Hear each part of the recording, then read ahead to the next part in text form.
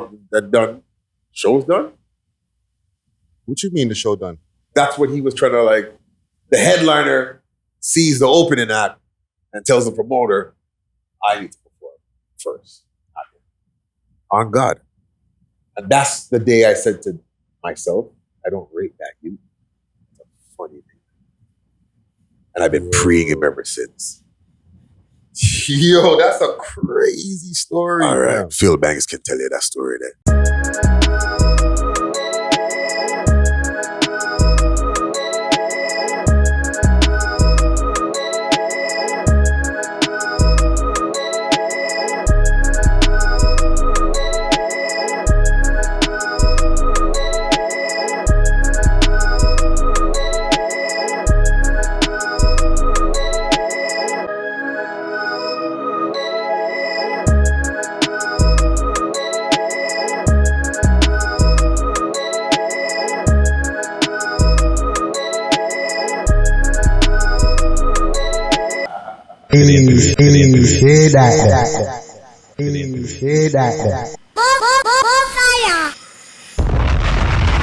I think like Mula interview was the most entertaining. You think so? Honestly. There's a couple, but that guy morphs into like, he gets it. Like he gets it. You know what I mean? I'm sure he's not like that at home or with his girl. But I don't know, fam. Like, and we're recording, by the way. But I just seen him on IG today walking through Canada's Wonderland with a parka, fam. So I don't know. I think he just like that. He just like that, bro. This guy is he's so entertaining, dog. Yo. You know? I was like, it's hot today, fam. What are you doing? Yo, the man's entertaining, bro. And that's what the music's missing, kind of, sort of. You see? Yeah. He morphs into his character. Yeah. And that's self. But you're saying that's the most entertaining interview you've seen on our channel? There's a couple more. Everybody says the Bizlo. The Bizloke was crazy too. Did you guys talk to Chromas yet? You guys talked. Oh, we talked to Chromas multiple times. Yeah, I remember the Bizloke. He's still behind, right? Yeah. Big up Bizloke, man. Yeah, real good artists, man. I love them, man. I murder, man. Speaking of artists, let's get it poppin'.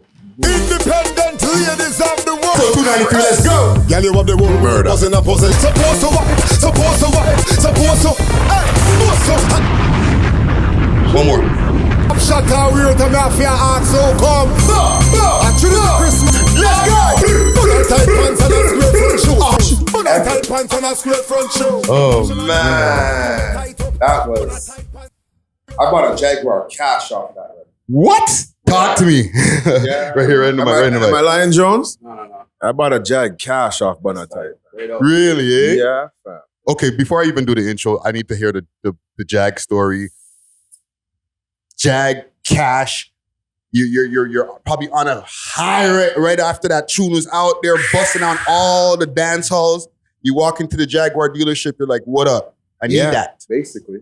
I probably dropped like a 24,000 bag. It was used, right? But it was nice. I brought it in a no frills bag.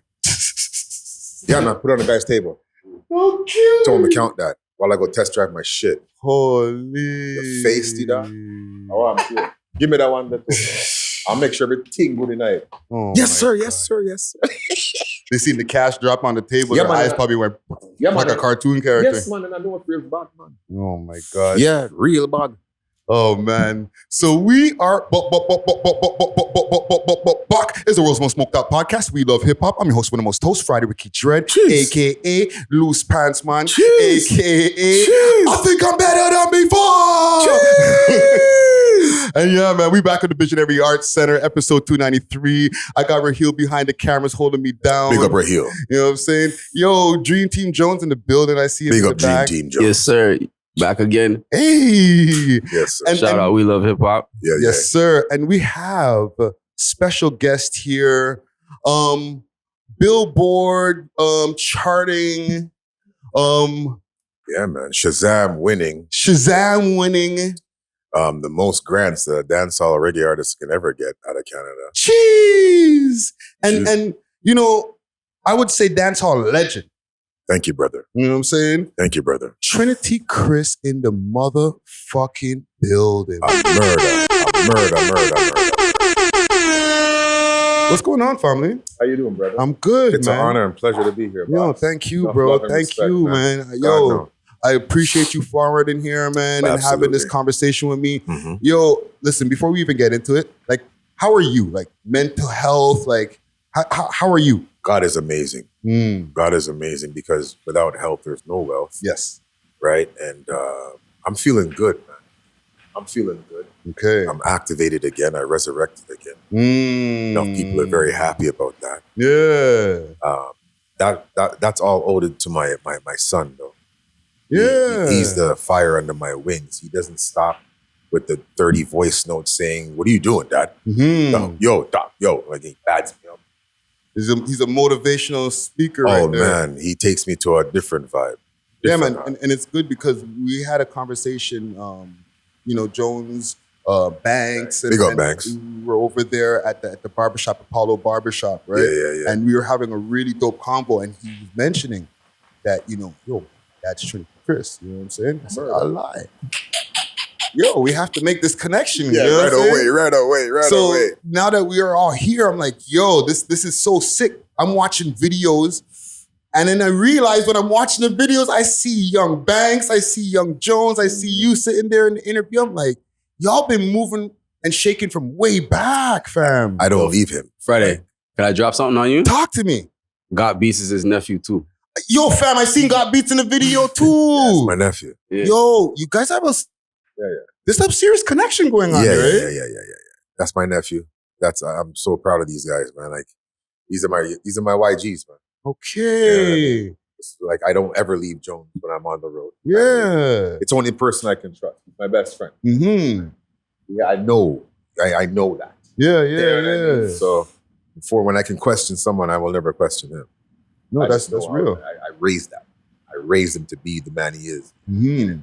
I'm so proud. He's a better version of me. Yeah. No, listen, that's blessed that, father and son are moving around, and also like peoples that move around from your son's generation can learn from Amen. an OG. You know what I'm Amen. saying? Murder. So let's go back. Like, Let's do it. I want to get the full Trinity Chris history. You know what I'm Absolutely. saying? Let's do it. You grew up in Jane and Finch, Yep. 15 Tobermory Drive. right? Single parent household. Yes, man. Big up Miss Ruby. So what was that dynamic like? You had any siblings, stuff like that? Yeah. I got 3 older brothers, an older sister. My older brother Devin passed away in Jamaica in a car R.I.P. crash. My sister's in Florida. My older sister's in Florida. Mhm. My 2 older brothers, Gary and Richard, they're both in Scarborough, I believe. And then there's my younger sister, Christine. She's in the West End. Jeez. And then there's me. So 3 older brothers, older sister, Younger. you, and a younger sister. 5 of y'all in the household. Yeah. At one point in time, there was at least 5 of y'all in the household. Though Angie never lived with us. It was Okay. only me, my 2 older brothers, Gary and Richard, and Christine. So my mom full out raised 4, while the other 2 were, one was in Jamaica and one was in U.S. Wow. So what was that like growing up in, like, I guess it would be the 80s then? In Yes, Jane and sir. Finch? Yes, sir. Wow. We're talking like OGs like Jerry Blair, Mhm. Upsetter. We're coming from them time that we're watching them type of dad man them a move to the city. Mhm, mhm. You know what I mean? He had a murdered out black Thunderbird, Okay. clean and 31 Division, knew the car from tail to butt. You know what I mean? Like Yeah. knew him. Like everybody knew him. You know what I mean? Like Mhm. watching them OGs dealing with the thing Yeah. in the hood, right? We were there in the 80s when things was wild, when the crack cocaine epidemic blew up. Oh my God, I could imagine. You understand? When we're watching this stuff, like, whoa. So y'all seen before crack hit to exactly when it hit on the scene, like around like 86, 87. I time. lived there. I live October more, man. I lived on the building watching the disease. So what was the Fester. transition like? Like between like the times before to like all of a sudden like things changed? Because I know everywhere across North America, it was like a light switch. You know what I'm saying? 1 minute I'm playing hockey in the underground. The next minute, my brethrens are around the hallways making a grand every half an hour. Wow. Them type of style. Yeah. I'm like, wow. Whoa. My mom just said, yeah, come inside. Much money now. Mm-hmm. Because it was crazy out there. Yeah. And, this is before the shooting wave they got, right? Mm-hmm. She's like, real badness. Yeah. You gotta use these. You know what I mean? Like real badness. Mm-hmm. You know, so it was crazy. It was something to behold as a child in the projects growing up. It was something to behold and to learn from. Yeah. Okay, you know what? Before we even continue, because I don't want to get too deep into the story before I shout out some of our sponsors here. Big salute to Astro Pink, you know what I'm saying? Always keeping me toasty, you know what I'm saying? Hit them up on their Instagram, Astro_Pink. If you know, you know. Hit them up on their website, myastropink.com. Crazy. And also salute to PK Herc. He's the one who got those glasses. He makes merchandise as well as he can put like logos, your logos, our logos on anything you want, right? So hit him up. His Instagram is PK_SSC_HNIC. He's on Instagram, or you can hit us, any of us up. You know, all that stuff is on our website, WeLoveHipHop.ca. Yes, sir. But let's continue with the Trinity Chris story. Yeah, man. Now, okay, early '80s, Jane Finch. Yeah. You're growing up. Now, I was going through a couple of different research things, and it says at 17, your cousin Larry Diamond brought you to the U.S. Yeah. Right? Yeah. And that was like your first experience singing. That was my first experience singing and first experience of just being exposed to the music business. Right. So tell me, first tell me about your cousin, because he seemed to be like OG. A lot of stuff going on too. Super OG. Right? And then that whole thing of him bringing you to the US for the first time. Super OG. He was rolling with my other cousin, Cass. That's my original manager, his brother. Okay. Right? Our family's a very tight-knit family. We believe in that. Anyway, they had met an individual named Royale Bayon. Okay. He's the guy that made that song, I Wanna Sex You Up. Shit. He found Color Me Back. Yeah. Right. And they were recording with Royale in Manhattan. And Royale was a big fan of just the Jamaican culture. Yeah. And was just fascinated because my cousin used to spit like iced tea and like a shaba at the same time. Like, he was doing that from time. Yeah. You know what I mean? So like, mixing the rap and the chant. patois. Yeah. Right? Like how Toronto people talk. Yeah. You know, that's how we talk. You know, we take Jamaican slang, Englishize it, you know, Torontoize it, and that's how we have our own Toronto slang. Yeah, from time. Yeah, from time. That's one of them. Another Toronto slang. Don't know. You know what I mean? So, Royale was fascinated with the culture, and Larry came with an idea. What if I formed like a Boys to Men reggae group? And he was like, that's a great idea. Because Flex was like the shit. Y'all Flex. Yeah. Mad Cobra. What? It was running in New York City. So long story short, he formed Shoreline's Gang, which is me. Get the members. Okay. Me, Droopy from King Turbo. Wow. Grizzly Cat, Rowan Nicholson, like very famous in Scarborough. And Andrew Slingshot Dillon, the half owner of King Turbo Sound. Wow. That was the four. And you guys were like a singing group? We were a reggae group? Yeah, like a reggae group, like we were DJ. How old were y'all at this point? I was 17 at this time. Holy shit. Yeah. Actually, I just mentioned that. Duh. Yeah, well, I was, long story short, we went to New York. This guy loved us. We recorded like 7 songs because by that time, Droopy was a sick writer. Me now, I didn't even know I had any time. I knew I loved music, right? But I didn't know I was gonna be an artist. Yeah. You know? It's like I was forced and morphed. You know what I mean? I was about badness. I was, after hockey, I went to AA, AAA, Bantam. You know, when I was 15, discovered great weed and sexy girls and thought less about sports. Yeah, the streets. You're off the porch, basically. Yeah. Off the porch now, going wild. You know, and I used to roll with my dude Ricky Tuffy. They killed him in Carabana. R.I.P. You know what I mean? I was just about the life. And because my cousins knew I was a little terrorists. Yeah. You know? They say, yeah, man, you have to bring Gangsta, Grizzly, and they have friends. And that's when we got Droopy and Slingshot and Turbo involved. Mm-hmm. Went down there. They loved us. We signed a $50,000 deal. No, Slingshot left the group because him and Ricky Turbo now were getting really red hot Okay. in Canada. As King Turbo. As King Turbo. Yeah. Dates out like dates after dates after dates after dates. They're just getting hot. So, we said, all right, blessings, mad love, play our song. Yeah. They don't know. So it was just now me, Droopy, and Grizzly. We do a song called Body Moves. You can Google it on YouTube. Mm-hmm. And signed as I was 17, going on 17. It's the first time I seen $50,000 count. So it was $50,000 for the three of y'all, or $50,000 each? It was a $50,000 for the three of us. Wow. As young youths, It was like $1 million. Yeah, EP deal. We're only supposed to deliver like 6 records. What? Right away, when we divvied that money up, I sent money home to my mom. Mm-hmm. Went to Jamaica Avenue, gold fronts, gold chain. What? Shopping. The little honeys we were talking, wow, you have to roll in. We're out there now, outside. Were you saying that like that 17K felt like it was never gonna run out? Brother. We booked tickets for Jamaica Intermediate and disappeared. We were in yacht.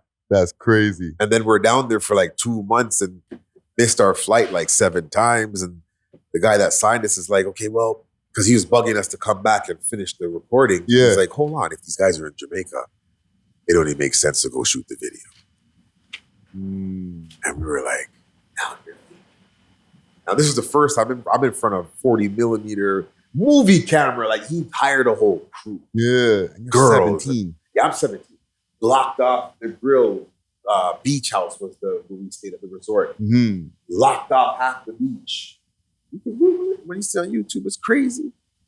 And that was my first partaking into like the artist lifestyle. Yeah. Wow. I felt like I honestly made it. I still have money in the pillowcase up in New York. Yeah. Definitely feeling like suitcase in Jamaica. I felt like the man. Yeah. And that's how it started. So even back then when like the beginnings were like, there was like some success happening, there was a couple of obstacles because like your cousin like caught a big case around that time, Larry Diamond. He got caught. Yeah, he got murdered.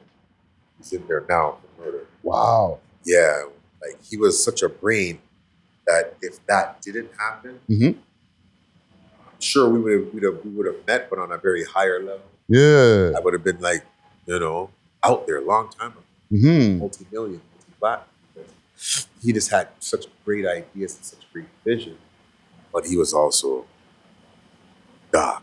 Mm-hmm. But needed the instant gratification of that cash now. Yeah, They yeah. were hot from Philly all the way to New York. Yeah. Really doing it. I came there to see these guys in like multiple apartments, multiple foreign trips, doing it. Mm-hmm.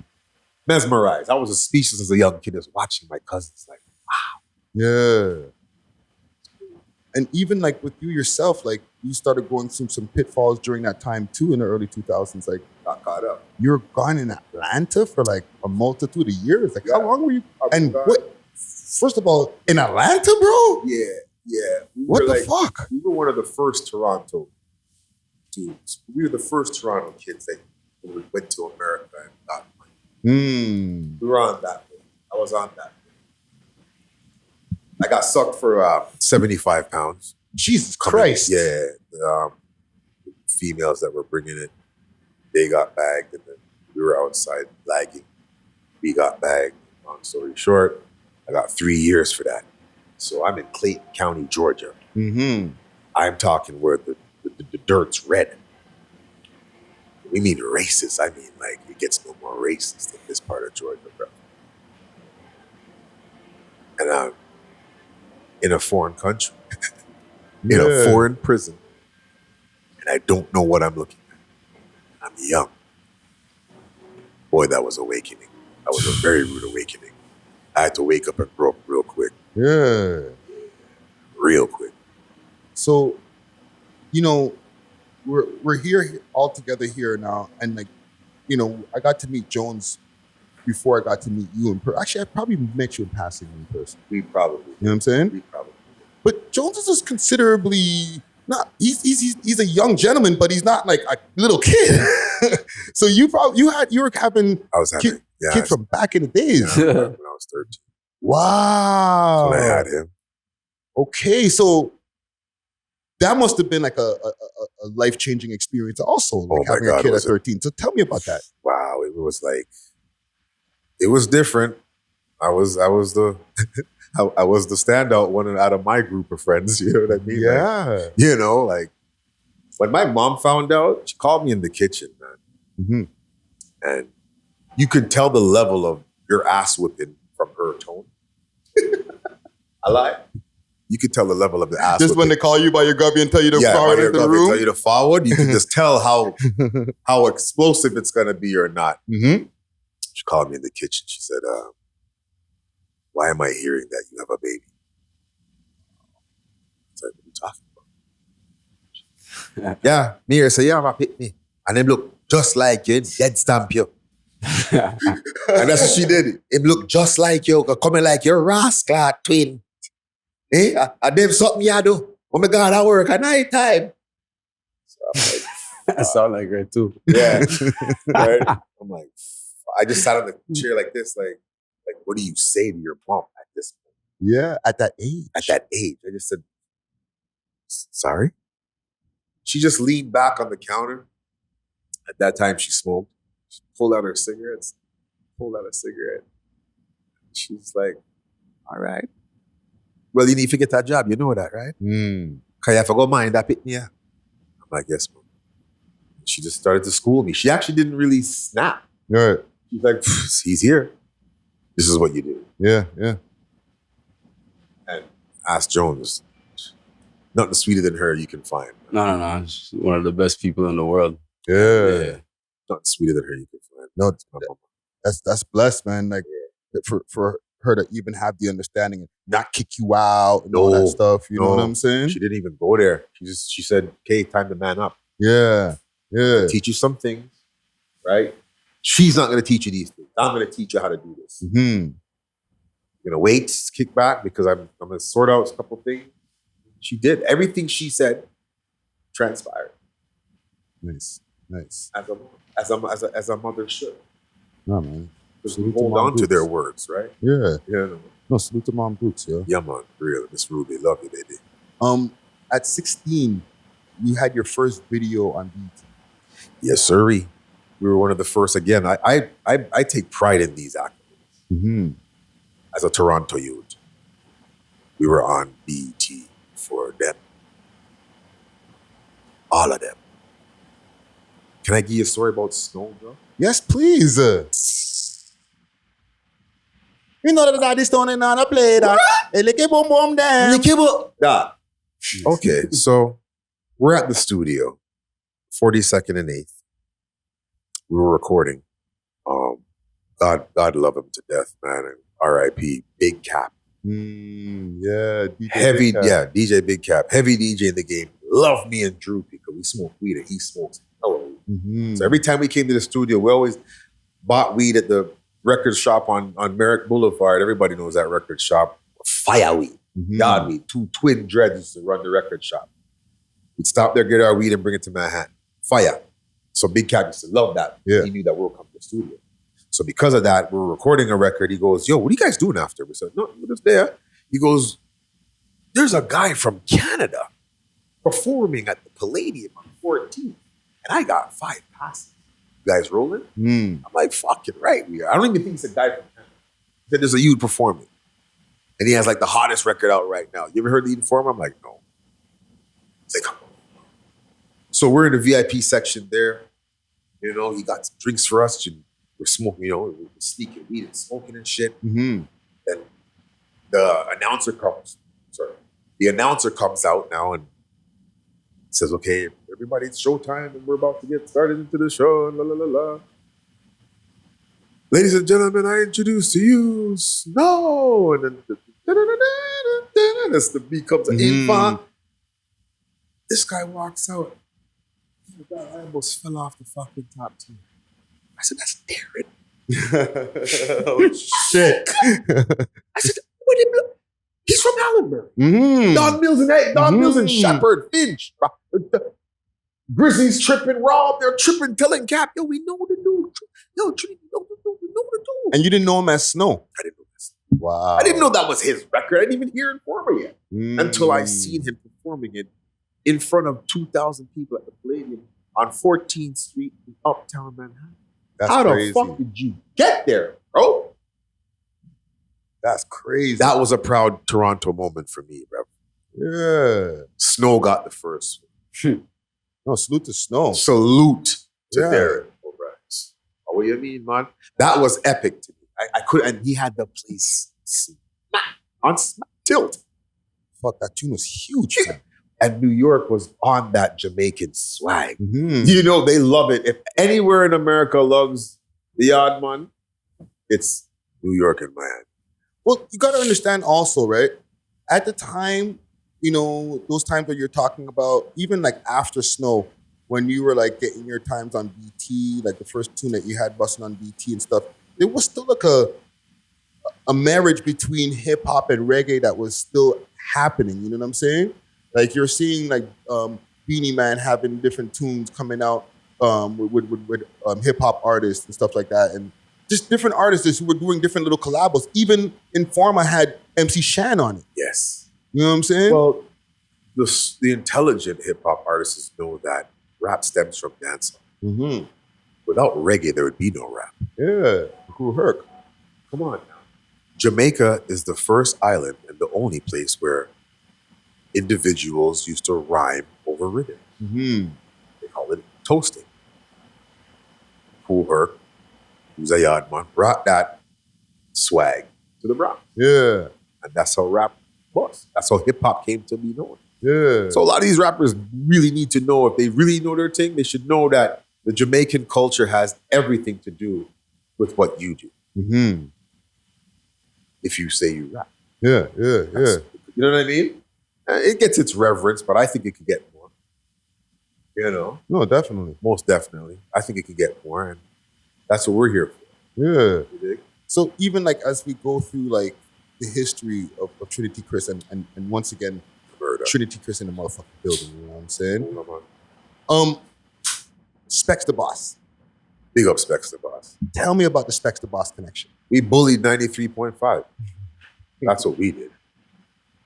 Specs took some chances with me, bro, that man almost lost his job multiple times. Because it was things that they were unheard of. Mm. But the music was so fire, and the city took to my shit so great. Yeah. Especially when I dropped Bun A Tight Pants, I could do no wrong in Toronto.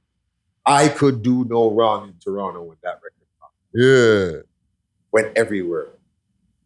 What was the inspiration behind that record? Not to interrupt you, because like at one point I was thinking it, but then you actually like vocalized it with the record. Specs is the inspiration. He was promoting his party, his birthday party. Mm-hmm. And he says, there's one thing I do not want to see at my party. And it's those guys in those tight pants on the square footage.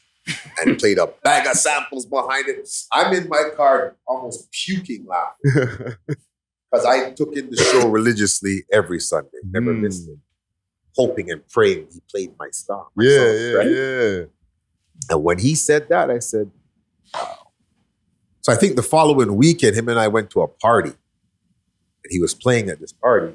And the sound that was playing before him played a song. And this song was fire. The beat was so fire. And that's where, when I get my inspirations, it's like I go into the Holy Ghost. Like it's like I freeze. I can't move. I can't talk. And it's just a breeze is just slap boxing. Yeah. Because when the rhythm came on and the song came on, I just felt like I couldn't move. And it was dig down, bad man forward, bad man pull up. Mm-hmm. I couldn't move, man. I was like, this song is. Yeah. And then I was like, that's shit. Mm-hmm. Got somebody to recreate, big up Jim, to remake the version of the rhythm. Okay. I think ours was even harder than the original. And that's how I did. You know, long we want Bun A Tight Pants and a square front shoes. Mrs. Some top shot out weird and a fiac so comes. The place went bananas. I Trinity Chris. The whole of my clothes fit me right. Nothing not tight. Oh, man, alone feel not tight. Region Park, starting like. That's when I had the whole of Region Park behind. Big up starting lineup. Big up Phil the Box. Trey Nice, Young Smurf, DJ Juggy. DJ Juggy. Oh, salute to Juggy. I haven't heard that name in a long time. We set that movement, fam, in the city. Unified photo shoots in all one color. And big excursion outside. Rap with me and Trey Nice picture and Young Smurf on the I remember that. selling waters in the Caravana with starting lineup wrapped around it, sold off cases. Yeah. I walk to you, Trinity, Chris, man. We stand up in the street, I give up the CD. And I the big light street, everybody I take that. Because I had a nice drip on, 10 grand on my neck. I'm here well bred, nice. I'm look clean.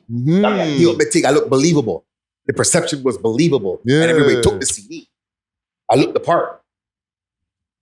Yeah. And then when they played it, I'm like, Bumba Cloud, you in bad.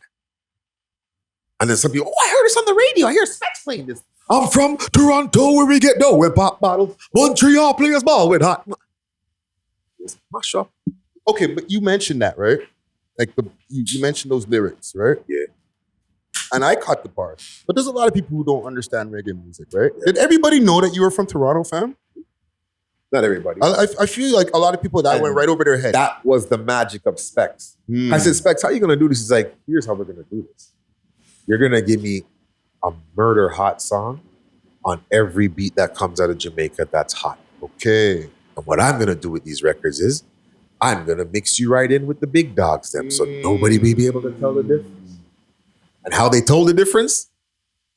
Some of my songs were hotter than the ones that are coming out of Yard. Okay. For instance, on the military rhythm, the anthem. That's where Speck's got the Halamana Shonda! Oh, shit. This is the anthem from the basements of the state. Kid from the Kennedy St. John's to be introducing to the world. And the thing is, you guys are always naming different Toronto streets and areas in Crazy tune. thing. That was nuts. I was probably one of the first guys that did that. Yeah. The other guy was doing it, right? His name, Kardinal. He was doing it. On a dancehall reggae tip, I was the only guy that. I'm from Toronto where we get dough hip hop. Montreal players. And the fucking Indians representing every nation from Jamaica down to Beijing, Guyanese and all that. Do you write, fam? Yes, sir. I love to. Because, I feel like the way that you flow is so steady that, it does, I can't even see you write down on a page. It seems like you just freestyle it out. It's in my head first, and then I have to get the paper. Okay. Just so I can remember. Because first, once I hear the rhythm, I do the melody. I hum to it. I know how I want to sound, but I haven't put the words to it. Yeah. So first I get the melody. Then once I get the melody and it sounds sweet on the rhythm, that's when I go into the words. Yeah. Bun A Tight Pants was a freestyle. Okay. Didn't write one word. Just all boom. off the top of my head. Wow. It was my biggest record. That's crazy. But I feel like you also, over time, you linked up with a lot of different big reggae artists in the game. Like, for example, you have the connection with Bounty Killer. Yeah, you have the song No Consignment. That's my bro. Can you tell us the story about paying for it and then having to wait a whole shitload of time? 7 years. 7 years? 7 years I paid Bounty Killer. I went through Kevin. Speck's got that organized for me. Don't lie to me, fam. You were cheesed that you're having to wait 7 years for this tune, fam. Lost my mind. I would have been like, yo, fam, where the fuck's my money, bro? Lost my mind, bro. I was going down there to go fight people. That was my attitude. That's what, and Speck's taught me out of it. He's like, are you crazy? We won't come back. You want to go to Jamaica and go find Bounty Killer? Idonia still owes me 100 grand. No. I paid Idonia and Bounty at the same time, which was like 3 grand Canadian at the time. That's how the differential of the money. Yeah. I went to Western Union, walked to Western Union with my re-up and paid these 2 guys. Set myself aback saying, I have a vision. With the re, bro? With the re. On God. Yes, sir, Reese. I found it back again and kept things going, but with the vision that these guys are going to do me justice. Yeah. And I only got justice from the killer. But that's my bro. And I had to earn that. Yeah, because I seen you all in the interview together after no fool, and all that. No fool can go wrong. And then he had you over at the festival and all that. Like, y'all, he made good on it. More than good. More than good. Where Me and him had multiple conversations. Yeah. Like when I go to Bounty Sunday, I go and walk to his corner, stand there with him for a minute, me and him talk. Pretty good. One, two, three. Everything all right? Balance. Yeah. Yeah, daddy. All right, we talking. I cut because just don't hang around too long. Just go show the reverence, and that's the real God. Yeah, of the thing. Like, give that man his flowers. No. Right, no. Rodney Price. What? Like, Grung God. He's made multiple people millionaires. Like, that's what you do. Yeah. Right? That's what you do. Enough artists has adapted that style. Plus their friends that they don't have talent now. Fire Panama when I do that, Richard. No, man. We can't call some name. No. Yo. I want to play with people. So I'm trying to stay away from the mix. I thought the things then, brother. That's why you have to big up Champion Poppy, because boss him friend them. Yeah, I feel love that, Reg. I saw you for yo. Okay. I have a couple questions, and there's a few things I want to get to. Okay? Because you have a lot of different connections that you've made along the years. First of all, I want to talk about the Vibes Cartel connection. Well, big up Rashid the Little Wicked. Rashid the Little Wicked is that was my direct line to all the artists in Jamaica because he himself was a childhood star. Yeah, Little Wicked had Little Wicked. that tune from way back. Yeah, he had a couple of them, right? And like that's when he was like 8 years old. When he was like my last son, Kalani. That's how Kalani is. That's Little Wicked. He was tearing up stage shows at 8. Yeah, I remember Little Wicked. Like making the big man with big flourishing careers have to sata. That's crazy. They don't want to go up after Little Wicked, bro. He just leveled 30,000 people at Coney Park in Jamaica. Leveled the whole thing. Right? So every artist rated him and loved him. But, sufferation came and mans took risks. They didn't pan out and it slowed down man's career. So he was my direct link. Him and Cartel are like this. Right. They're both from Port.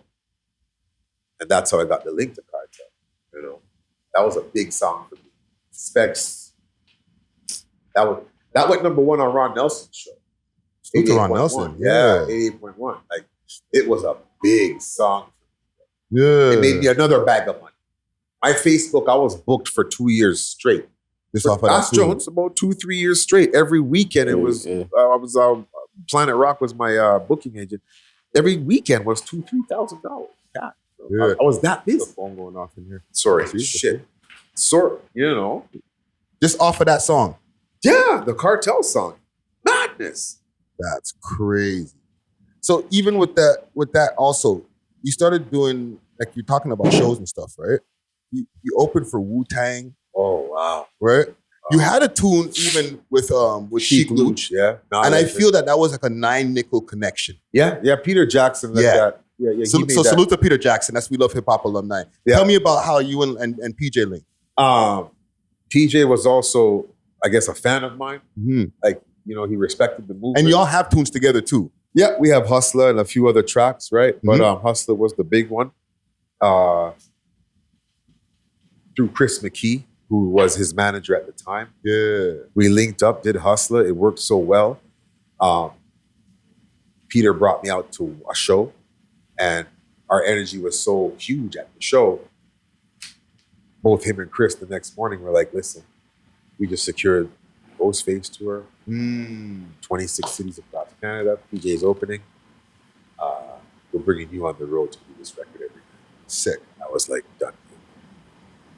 Let's go. Yeah. Let's fucking go. Man. And boy, did we light up Canada. Every time he called up, because it's a hip-hop show, all hip-hop heads. But as soon as Peter Jackson called out reggae artists, the whole demographic and vibe changed. Yeah. The roof lifted off. Every time I came out on stage, the roof was went up. I come with that energy. Different day about this, what? Yes, mash up. Yeah, and all the people who you see, all the real reggae lovers start to really turn up. it like to where Ghostface stopped me on the tour saying, "Yo, Star, I love that shit. Trinity is shit." That's the big homie saying, "Yo." Yeah, it's Tony Stark's right there. That's the big homie saying, "Yo, kid, you're tough. Yeah. Well, you're tough, though." You had a lot of people, right? Me and Method Man shut down Quebec City. Chris McKee, big up Chris McKee, my agent, my boss. Bro. He brought me to Quebec City. Open for Method Man. It was like a wicked, fancy ass club in Quebec, bro. It held like 3,000 people. Believe me, there was every bit of 3,000 people. It's Method Man. When I dealt with that stage, even he was like, "Bro, you're tough." Yeah. But I know what to do. I gauge the crowd. I do the James Brown method. Perform your song, and if it smashes the place, go record this. Yeah. That's what James Brown got. Like reverse engineering. Reverse it. Go see if it works first. If it works, go record that. Yeah. I murder. That's dope, man. And okay, even fast forwarding a little bit, right? Absolutely. With the reggae vibes that are going on, like there's been different people, and you've mentioned even like the boy Drizzy. Yeah.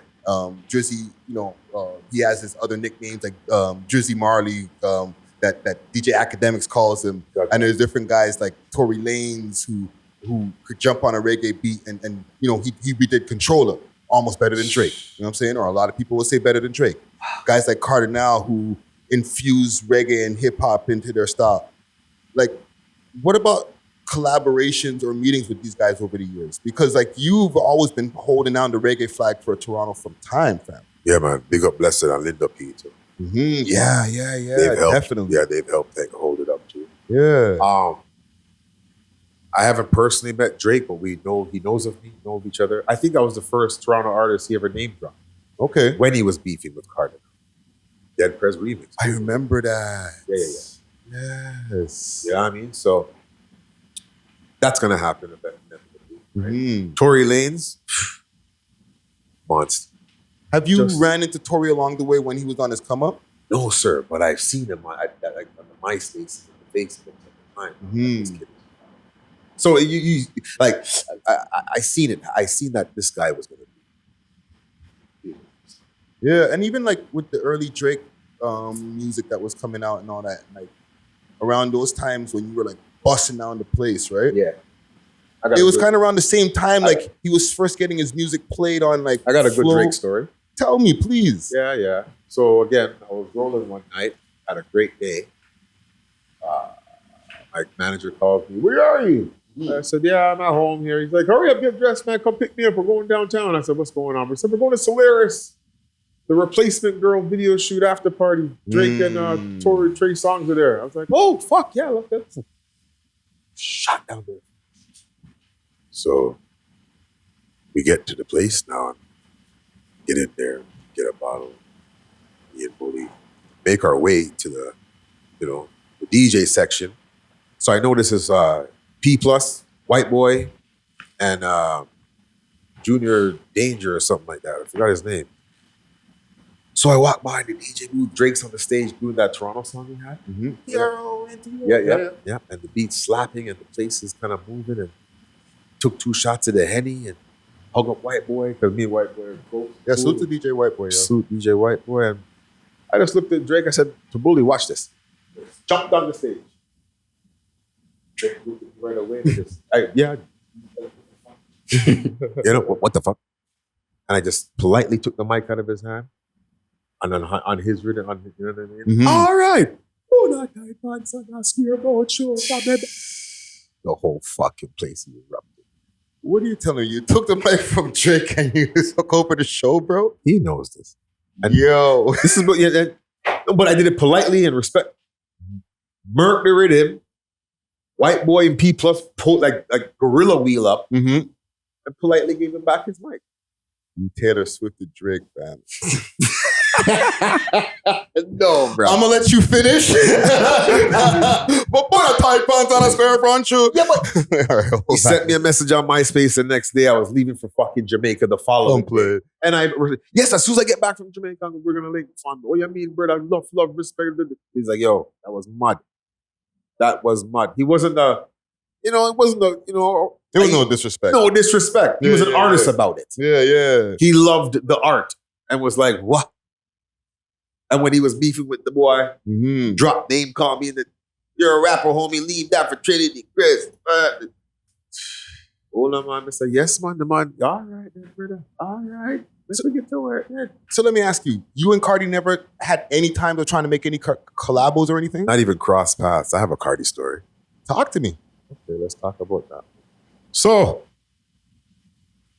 the thing hot like fire, Bun A Tight Pants, I mash up the whole of Canada. Frosh Week, Kingston, Ontario, University, Kardinal, me, Book, Speekz. We go up there. This guy sees me and Region Park man them, gets bummy, switches up the thing. Because I'm the opener. I'm supposed to go up first. Right. Me and Speekz. But anyhow, me and Speekz went up first. Would have shelled the whole place. Because they were waiting. It was that kind of a crowd. Place was wrapped. This guy tells the promoter, I'm going first. What? On God, I'm going first. Goes up there first, gets his little firewood and whatever he does. And I guess after he's performed and done, show's done. What you mean the show done? That's what he was trying to the headliner sees the opening act and tells the promoter, I need to perform first. On God. And that's the day I said to myself, I don't rate that youth. It's a funny thing. And I've been preying him ever since. Yo, that's a crazy story. All right. Man. Phil Banks can tell you that story there. Ole can't tell you. Speekz can't tell you that story there.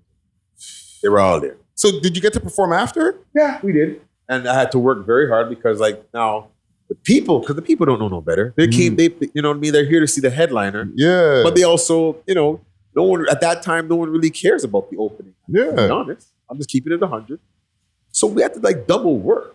And because I had a very talented DJ with me, we were able to pull back 700 people and hold them in front of the stage. You get me now? Yeah. And then now I had to make it known. I was supposed to perform before it, but anyway, here we go. And they were like, oh. God damn. But from that night, I pre different. Then got an Akon story.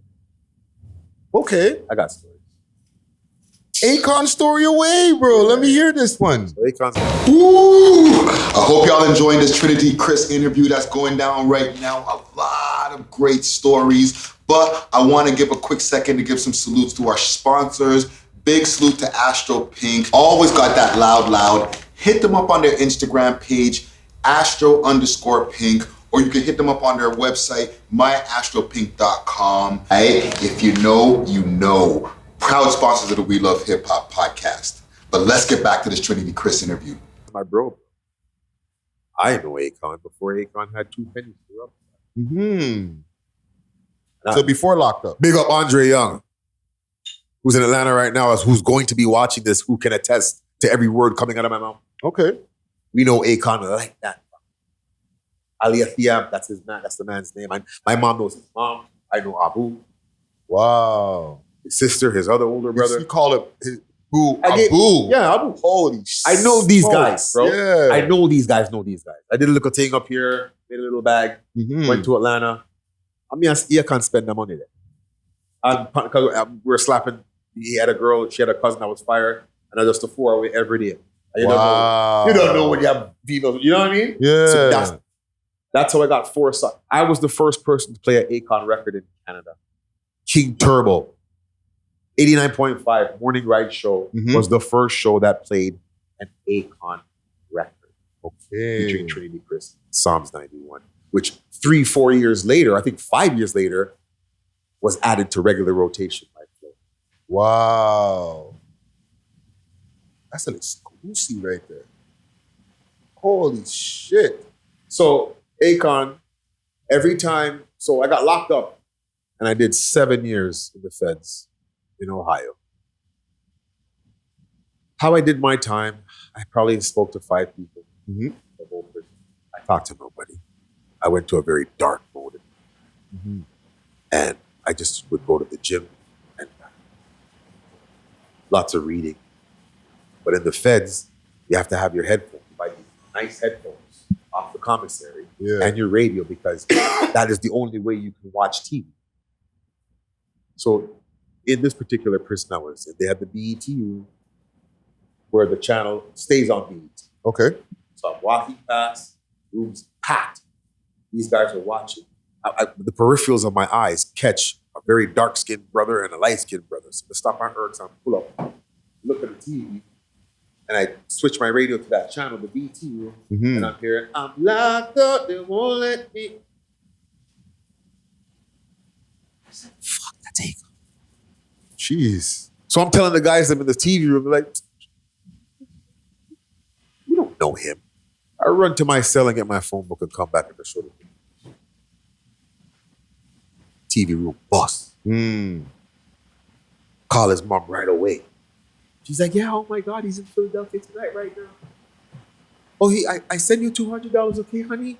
Because they'd send me money. Yeah. All the time. They locked up with it. So when I came out in 2004, July, him and I spoke to my battery went dead on my phone. And he promised that I'd be the first artist signed to contract, first reggae artist signed to contract. He says, we'll just pop you off into Europe first, and then we'll let the time pass for a little bit, and we'll get these lawyers to work on getting you back to Japan. Yeah. Let's go. Sent the deal. Deal was for $250,000, but Doug Brown, big up Doug Brown, one of the best entertainment players in Toronto. I'm not sure if he's still in practice, but one of the best. Right? Said to me, Chris, I don't think it's in the best interest to sign this deal because after you pay everybody, including Universal, maybe you walk away with $40,000. You sure you want to do that? But I was sure because the notoriety I'd gained standing behind or beside this person on a record in front of tens of millions of people, I would be able to create my own wave. I was very, very confident in that because he seen that I was confident. I said, okay, let's go. Yeah. But Akon lagged, he dragged, lagged and he dragged, lagged and he dragged. And I slowly see him chummy with Cotton. So I'm wondering, Jaguar. So you're saying this is 2004? Yep, 2004, 5, 6. Because every year he came every summer, he was getting bigger and bigger. The first year when we went out, Specs can attest to this. We went to the Western Harbor Castle, jumped on the tour bus that Timberland lent him. I'm touching Aaliyah's ASCAP award, her Grammy. In the tour, going to the ACC. Him and Gwen Stefani. Wow. He's opening for Gwen Stefani, no doubt. Sold out. That was year 1. Yeah. Year 2, him and Rihanna came. Year 3, him and Rihanna came again. And that's what I'm like, okay, so what are we doing? And then after year 2, the second time he came is when the contract stuff was going on. Right. And then by the next summer, I'm like, okay, what are we doing? This is almost a whole year now. I'm just trying to figure out if no. He leaves me a voice note on my phone that I have to be a part of Black Jays. Work it out with Kardinal in order for this trance to happen. I almost fucking threw my phone to the Yo! My brethren that I spent money with in Atlanta, bro. I left you my fucking car in Atlanta when I flew back to Toronto to go back into the road and make more money, you fucking asshole, dog. I saw your knee with Batman. Hold on. Okay, hold on. I saw your knee with your Batman friend when left you a car. When my mother said my money come down, I broke it in half and I give it, brother. All the day when I was leaving, I had like 4 bills in my pocket. I gave him 2. And my car key. So you and Akon were like this. Rascal. He made me meet TLC. So Andre from Outkast. But okay, I don't understand the stipulation. Like you had to like join Black Jays or you had to. That's what the man said on my voice note. Make it right with Kardinal and make them be a part of Black Jays so we can go forward. Go forward. Go what? Do what? Wait, said to me right. He had to leave a voice note because anyhow I caught him on the phone, dog, it would have been a tink. Wow. Yeah, because I would have told him about himself. You're not, man. Like, what kind of disrespect are you telling me? So, okay, so what happened after that? Have you spoken to Akon since then times? Never talked to him. Yo. Okay, so then you see. Oh, wait, lying. I was in Calgary doing W, Jones. I was in Calgary. Called him. He answered, told me to meet him at the Calgary Stampede thing. He was Stampede brought him up. Mm-hmm. And he gave me $1,200 US out of his pocket. I split with my girl at the time that was with. Mm-hmm. And he told me he promises, let me just wrap this up. Next thing I see is Dangerous releasing the video. Oh, Lee. Yo. My virgin finessed me now. Cause he knew my head was hot too. Yeah, dog. And we never spoke again.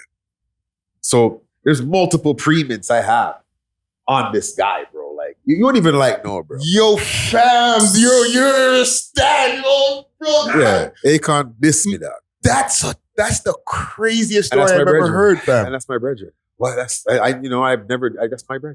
That's what he did to me. That's what he did to this talent. Suppressed it. I had 4 records. You must have been hot when you see the Buddy. Dangerous tune. I went into a depression for a while. Ask my son. I went nowhere. Did nothing. Shut down. Damn, bro. That's crazy. Okay. I'm trying to process this story and figure out what my next question is. But I think it brings me into my next question. As somebody who's held down the reggae scene for so long, I feel like the question has already been answered. Do you think you get the respect you deserve, fam? 100%. I get more hate than I get. Big up all my real fans, them.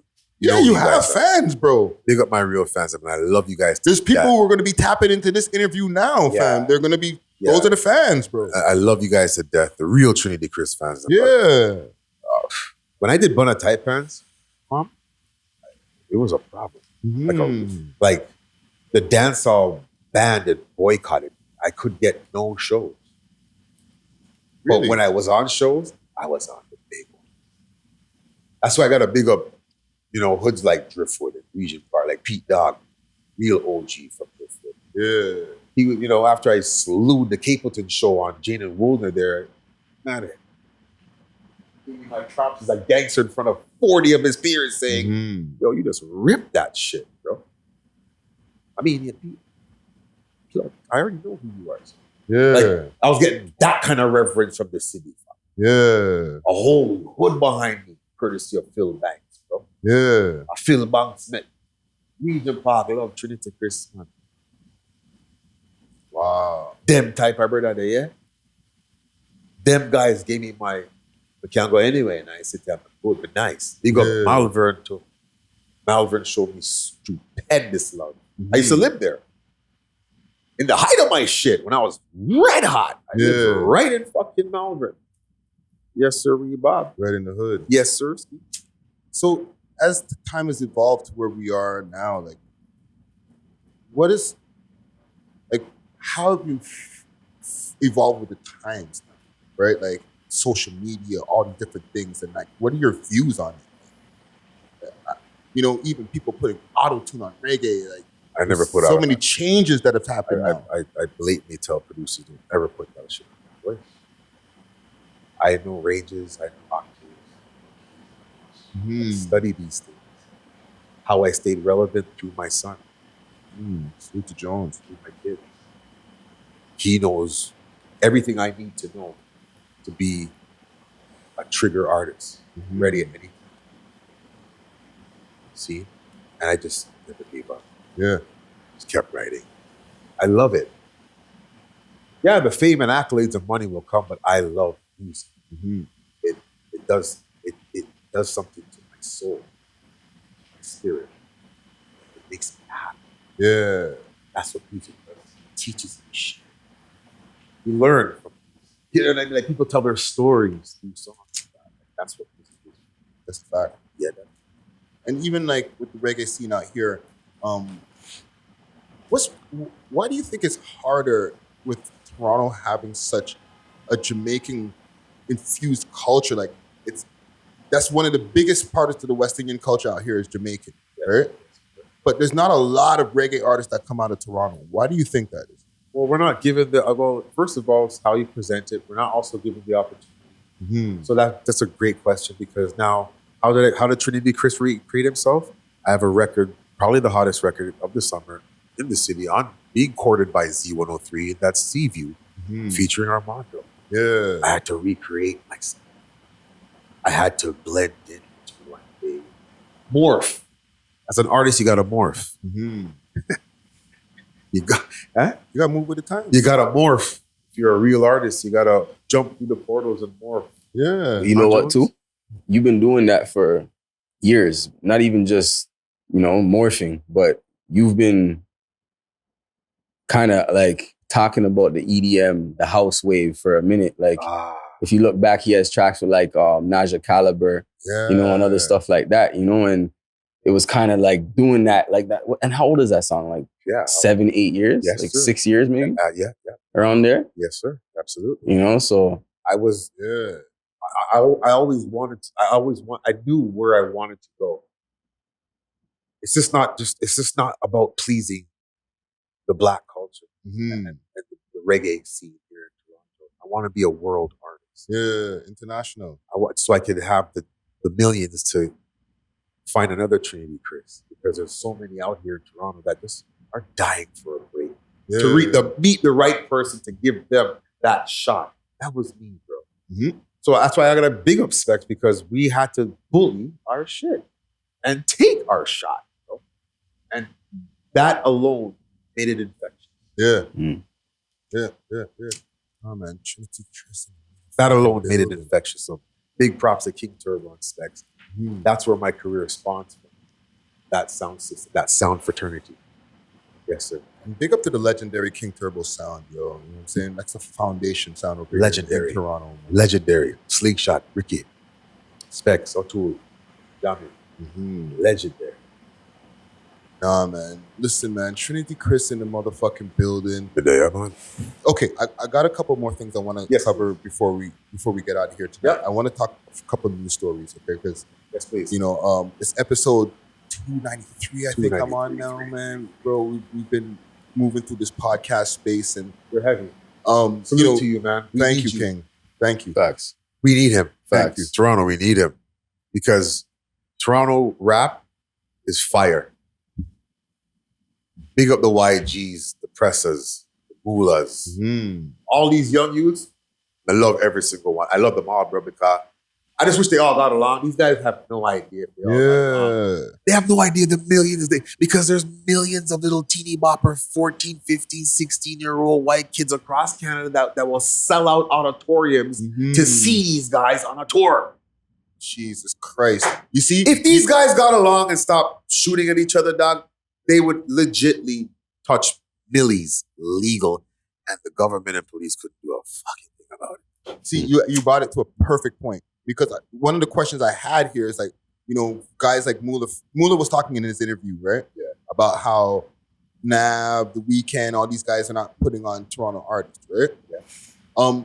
But one thing I want to know is, do you think, even before I get to the Mula stuff and all of that question, do you think that there's an infrastructure in Canada where artists don't have to leave to go to the States? Rascal!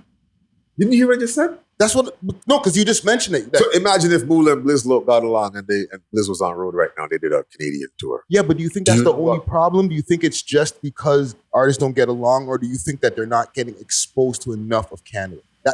That's my opinion. This would expose them to Canada if they got along. This is the picture here. Get along, get the money. That'll allow promoters to trust you to bring you to their city.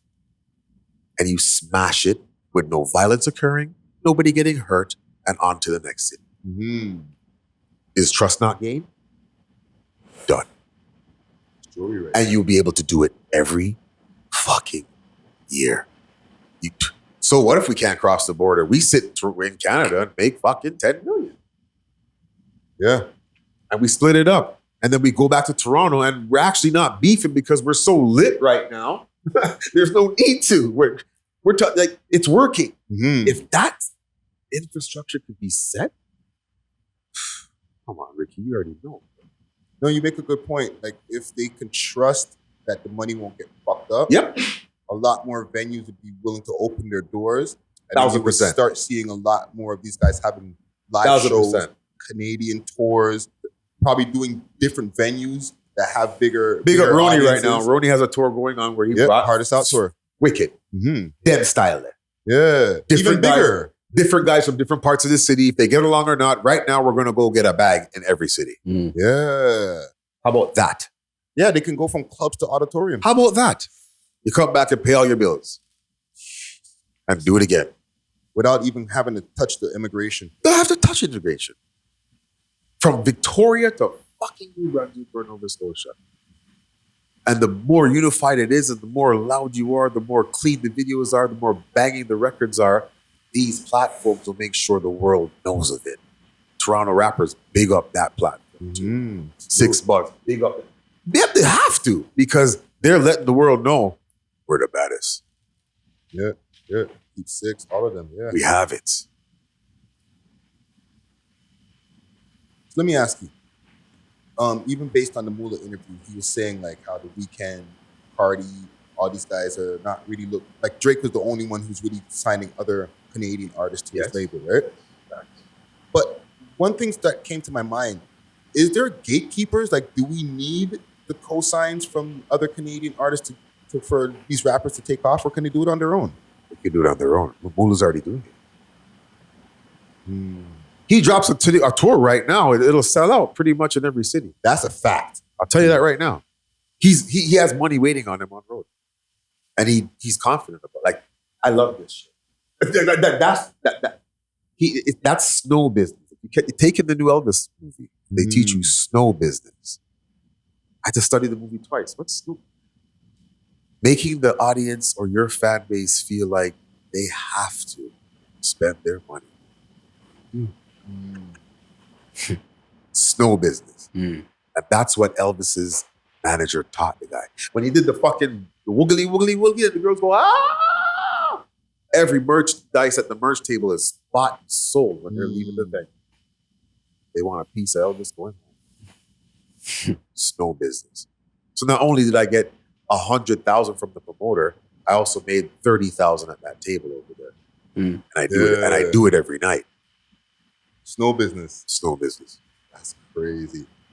Yo, salute to Moolah first, man. Salute to that kid, man. And all the rappers, Jay Jones, friends, like all the rappers, man. These kids, if they can that can go on, a lot of things would change. Bigger people with bigger money would trust these kids. Like when these Rolling Louds come to Toronto, they have a Toronto night where the promoter is giving $500,000 to the hottest Toronto act. Yeah. And there's a Toronto night, and that shit's 30,000 deep. Yep. That's what they would create if they just unify. Yeah. Yeah, because they can combine their fan bases and stuff too. Combine the fan base. Yeah. And it's a wrap. Well, that's real shit, man. Yo, Trinity Chris's got the jewelry store open right now, eh? Yeah. Holy fuck. Live. Okay, couple other things I want to touch on before we get out of here. Yeah. Duvy, big salute to Duvy. He has mad tunes that are out right now. And his new tune that's out is tearing down the place without an IG. Okay, because his IG got deleted. Cool. Now they're saying, at first I thought he deleted it himself. Because like, you know how artists will just they'll wipe out their shit and like. Yeah, do some chaos shit. Yeah, they'll do some mystery shit, right? Yeah, all the time. But then from the comments, somebody said that his IG was deleted for displaying dangerous individuals and organizations. Well, I got cheese for that. They have super cheese because right away they're accusing. Right? They don't have facts on that shit. Like, stop the bullshit. But at the same time, too, you ever see Champagne popping smoking and slipping in his interviews or his appearances? Sean P? Drake. Oh, doing certain things. Or no, he doesn't. No. He doesn't smoke when you. Those guys gotta be to the side. It's showtime now, and when you're doing showtime, you gotta be very careful what you're portraying, so the train doesn't stop. No, you're right. Very careful. You have to be. So these guys, because I demand them. Sometimes demand them after they do this. Fuck with demand them. Yeah. For when it's really necessary. A lie? Yeah, no, you're right. It's showtime, sir. I never looked at it from that angle. It's fam. showtime. No, because me, in my mind, I'm like, yo, so what? What constitutes dangerous individuals and organizations? My brethren from the hood, my fam, what one? Like, It's the menacing so look. how do you figure who's who? That's a dangerous person and this is just not my fucking cousin or something. You don't even want that spotlight. Especially when you're Duvy and your thing is popping like that. Yeah. You want the trust of these huge promoters and the borders and the stations. Huh? Mm-hmm. You have to win that first. Win the bag first, and then you can do the fuck you want. Yeah. Yeah, who cares? We're 100 million deep right now. Like, using my fucking car. So, separate. You Yeah, have to. you gotta separate it too. You have to, especially when you're winning. Because you got to continue to win now. It gets addictive. And you have to do it. Yeah. Your family's dependent. Kids. Love them. Yeah. No, man, I just wanted to bring that point up, man. Yeah. Salute to Duvy. Salute. And you know, hopefully he gets his Instagram back. Last thing I have for you, and I've asked this question multiple times, right? Sure. But because we've spoken about so much stuff, like from your come up and everything that's gone on with you and all the experiences that you've had, Dred. and even all of the stuff that we were just getting into now with all the different Toronto rappers and unity and stuff, what can we do to bring down gun violence and stuff so that we can have some unity? Well, that's what I just said generates a lane of money. The man that are making money, they have no time to shoot. If they're busy, what are they shoot? What are we shooting if we're busy? And every night we're getting a 10 grand, 15 grand, each of us. Happy. We're in 5-star room. Different parts of the city are a hotel. We're separated until the Yukons pull up, pick us up to go to the venue, do the show, go back to the hotel, get on the plane, do the next. Happy. Yeah. That will tremendously bring down the vexation, the violence, the foolishness. Mm-hmm. Third world countries. What tames them when it comes election time? They run money. Yeah. Cool off the killers. But that's real talk, fam. Open up the opportunities. These guys will have less time to be reckless. into fuckery. Yeah. They have less time to be they're because they're making money. They're on the road. They're in a different city. They're enjoying their beautiful country, Canada. And then now the borders, outside promoters can trust them. Mm-hmm. So now we're creating something huge. Because even we can't go to America, but we sure can go to Europe. And there's already a huge link with the UK artists and Toronto artists. That's facts. There's another tour. Yeah. Ta-da! More bags. More bags. And the bags are bigger. Euros and fucking pounds. Ta-da! We're too busy. Champagne Poppy's letting us to play. We're too busy. And man could all get on the plane together and not beef. Yes, we're not beefing on the plane. We're all getting there in one piece. We're going to go do we don't have to talk. Let's make sure weed is on the deck and a couple of shorties to occupy our times on the flight. In and out. Get the money.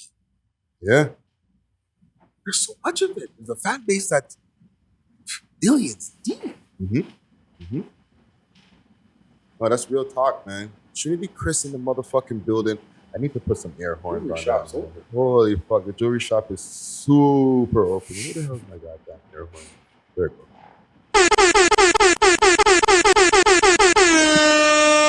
Yo, man, I really appreciate this conversation that we've had today, fam. Ricky, man. You know what I'm saying? Yo, like he dropped some jewels on us. We got to learn the real Trinity Chris story because I do a lot of YouTube searching and stuff like that when I'm doing these interviews. Questions are great. Thank you.